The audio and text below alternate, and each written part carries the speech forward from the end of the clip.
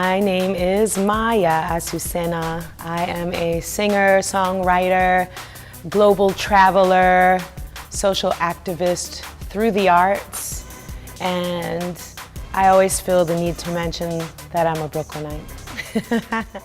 When did you get started being a singer, activist / awesome person? I'm sure the seed of who I am today started when I was a child, and developed through time. But I would say when I discovered that music is my superpower was a particular moment. Growing up in New York, I was here when September 11th, the tragedy of September 11th happened, and I saw, the second tower fall, and in that time, I was visited by this kind of sorrow and sadness and sense of helplessness that I've often felt when thinking about mass tragedy. But it was more acute because it was here in New York, where I'm from, so it just felt that much more intense. And the desire to help was overwhelming, and a lot of us New Yorkers wanted to help, and so people lined up to give blood, and then there were no survivors. It was intense. So from that moment of feeling very kind of helpless and what can I as one person possibly do, I had this kind of overwhelming wave come over me, and it was like, I have to sing, I have to sing, I have to get out there, I have to sing. Like, it dawned on me that the thing that I had access to, that I could use to help people, was music. And I'm convinced that everybody has their own superpower, and so if somebody had that moment, maybe it wouldn't be singing for them, but for me, it was. And I mention this because it was from that point forward that I started consciously applying my voice and music and songs I wrote to humanitarian causes. And so I've been a recording artist, mostly an independent artist, self-managed, self-booked, and I've had the privilege of being in incredible countries and places because of the voice, and it's very rewarding. What did you want to be when you were growing up? I've always been an artist, like my whole life, and I do speak and do presentations and kind of visits to schools all around the world, in fact, and I often talk to young people and I ask them, like, what do you want to be? What do you want to do? And there are a lot of young people that have no idea what moves them, what's their passion, what they're in love with. They just don't have a clue, and it bugs me out because I've always known since I was 4 years old when I started singing, and I was memorizing songs and practicing them and then creating impromptu performances for whoever would listen. I didn't ever see myself in a different career or unrelated career. I was pursuing acting as well, and when I was a younger girl I was doing dance, but it was just too many things to keep up at the same time and be great, so music ended up being clearly the calling. How has your upbringing, being from Brooklyn and just being a woman of color, period, how has that influenced your style? I am a walking fusion. I mean, I entered the world as, this half white, half black chick from a Caribbean neighborhood.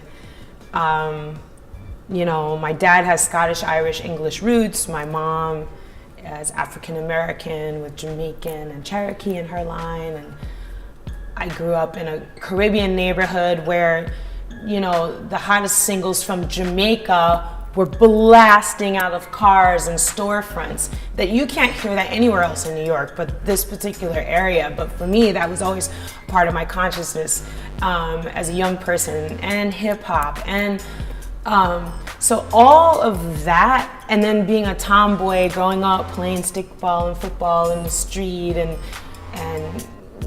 racing up and down, all of that is just the energy and combination of ingredients that make up who I am. And, that has a lot to do with Brooklyn, but it has a lot to do with just my makeup. It's more, Brooklyn is one of the very powerful ingredients of the whole that makes, me a fusion. And my music reflects that. The music itself is a fusion. You hear the fact that I studied opera. I'm not singing opera, but I studied opera. But you'll hear that technique in the songs, but you'll hear hip hop, and you'll hear rock and roll, and you'll hear the soul that I grew up on, like Stevie Wonder, Earth, Wind and Fire. It's just all up in there, and then out of nowhere you'll get like a reggae flavor, and it's just who I really am. So it comes out in the music. On your journey, and you've been to a lot of places, but when your journey started, and before you were able to even go outside of Brooklyn with this talent, with this gift, right? Did you ever feel like giving up? I am often faced with the notion of giving up, and I'll tell you why. And it would be surprising for those that do know me because of how powerful, I am, I guess you could say. I have thought about giving up because it's hard. It's hard to do something that your soul is your work, and then on top of it, wanting to, with every ounce of my being, do it as a service that can affect change and touch people and help people. And to come from that place, it's a very sincere place, and be in an industry that could care less.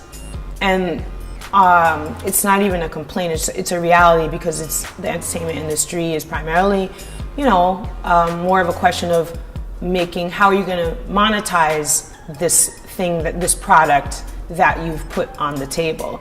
And so for me, my motivation is, how am I gonna reach people and help them to feel that they're worthy of love? Or how am I gonna reach people and help them to know that healing is for them? How am I gonna reach people and let them know that they have a great power and potential within? And that's what's driving me. But the career and success attached to a career has to be aware of the fact that this is also a money-making issue, and those that would invest need to see how this is going to make them money. And unfortunately, corporations don't always see the value in something that has cultural relevance. They're looking for how can they have a fast, high turnaround to make their money back. And so I'm aware of both sides of it. It's not like I'm naive and don't see, why that would be important. But in terms of the idea of giving up, it's like I'm coming with all this heart, and yet I realize that I'm, in many situations, I've been up against those that could care less. And that apathy in the face of giving your all is a really uncomfortable dynamic. Do you feel more artists should be involved in social justice issues, and why? Saying that artists should be involved is, I don't know if I would word it like that. My way that I view it is I'm an advocate for art as power. My thinking on it is that artists should acknowledge and be aware of the fact that they have a power. And if you acknowledge it, and once you acknowledge it, then you can consciously apply the power, right? What bothers me is when artists are irresponsible with the power, and then they'll do some press saying how I'm nobody's role model, and sort of they disown the power of what they do. I would prefer them to say, I know that 7-year-olds memorize every word of my songs, and I don't care. I'd rather them just be real and say, I'm about the money. It doesn't matter that, that this is having an impact in a negative way. But in that sense, to me, that's honest. That means, okay, you acknowledge that it is a power and then you just choose not to use it. But I do think that it would be great for artists to realize how important they are in every outreach for some sort of social activism or human rights issues, because artists are the ones that bridge the gap. You know, we bridge the gap between those that agree, those that don't disagree, that don't agree, those that are on the fence. Art can get everyone in the room at the same time to introduce the conversation, and that's really powerful. What would you say to that young person? What advice would you give them in discovering, their art and their voice to be who you are and what you're doing? One of the most important things I would say to a young person who feels called to be an artist of some sort, and honestly, called to do anything, I would say don't be afraid of the thing in you that is unique.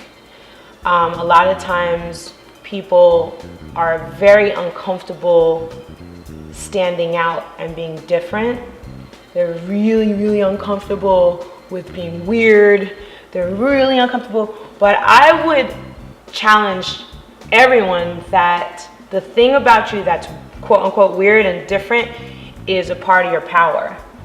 And if you look at anyone who's wildly successful, a lot of very, very successful people, they stand out because they're different and go towards that and nurture that. And if you imagine that being just like everyone else is not a power, being just like everyone else will not make you valuable. Imitating and not having your own identity and not having your own voice and not nurturing that thing that you have makes you forgettable. So when I'm talking to a young person, I try to remind them that there's only one you that ever was, that ever will be. The only place anyone can get what you got is from you. So if you go towards that uniqueness and develop it and nurture it, you will have something that's outstanding that has no competition. And that is what I would say to anyone who's going towards art, but also towards just anyone who's trying to figure out, like, how do I take my vision to a next level? Be okay with being different and actually develop that, nurture that. Maya, what's artistic freedom to you? Artistic freedom, well, not being afraid to say what you really feel, not being afraid to say, what matters to you.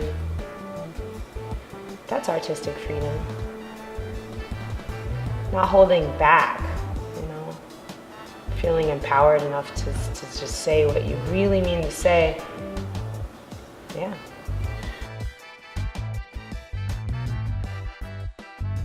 I say, I think about, like, if I get taken out today and I don't get to live much longer, I'm proud of the music I've created. I feel that what I will create is a legacy of music that has the potential to change people and inspire and empower. And that's what I will create, and that's what has been created so far, and it's just, the foundation is widening and widening each day, so hopefully it'll be like an empire. What effect would you like this album to have on the world? My hope would be that the songs are considered classic enough to withstand the trends and the decades and be able to continue to be relevant, 40 years from now.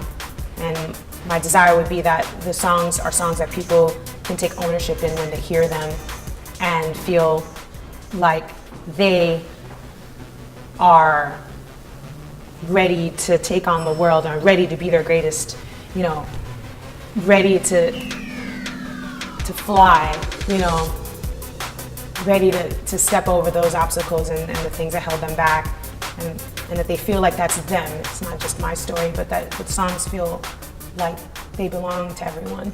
That would be my desire.